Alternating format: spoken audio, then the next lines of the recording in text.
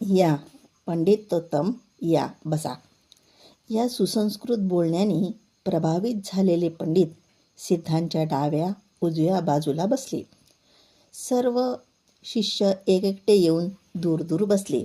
सिद्ध आपल्या दृढ वाणीने गांभीर्याने भरून बोलले, पंडित श्रेष्ठ हो, असंख्य शिष्यांना विद्येची धारा देणाऱ्या तुमचे महाकार्य स्तुत्य आहे.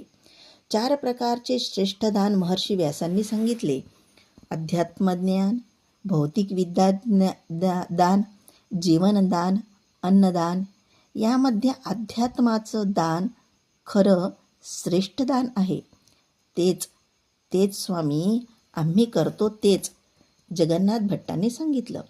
नाही, तुम्ही करत असलेली भौतिक विद्यादान न्यायशास्त्रादी खरी विद्या नाही, खऱ्या विद्येकडे घेऊन जाणारे साधन मात्र.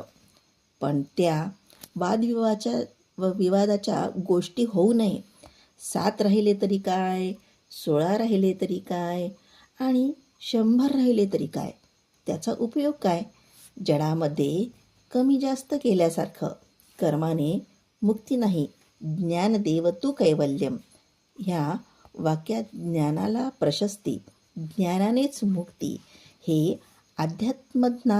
ज्ञान देणारे अनेक जीव जन्ममरणाचं बंधन सोडवतो. म्हणून तुम्हाला नम्र झालेल्या शिष्यांना केवळ न्यायशास्त्रातच गती न देता खरी सद्गती मिळावी असा प्रयत्न करा.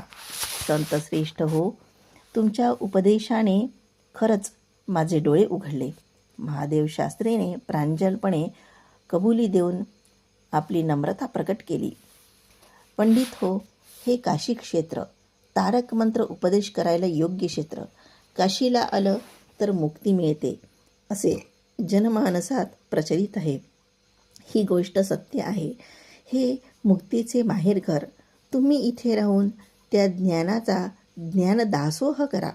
सिद्धांच्या उपदेशाने ते पंडित आणि त्यांचे शिष्य प्रभावित झाले. हा एक महाज्ञानी असे म्हणून त्या सगळ्यांनी नमस्कार करून निरोप दिला. तिथून सिद्ध व्यासकाशी म्हणून प्रसिद्ध असणाऱ्या रामनगरात आले. गिरिजादेवीचं पुरातन मंदिर होतं. सिद्धांनी मंदिरात प्रवेश करून देवीच्या डोळ्यात पाहिलं. देवीच्या डोळ्यात आपले भूक लागलेले पोट पाठीला लागलेले पाहिले. होय आई, केव्हाही पहिले मुलाचं भूक लागलेलं पोटच पाहते. त्यानंतर उरलेला विचार. मी 3 दिवस उपाशी राहून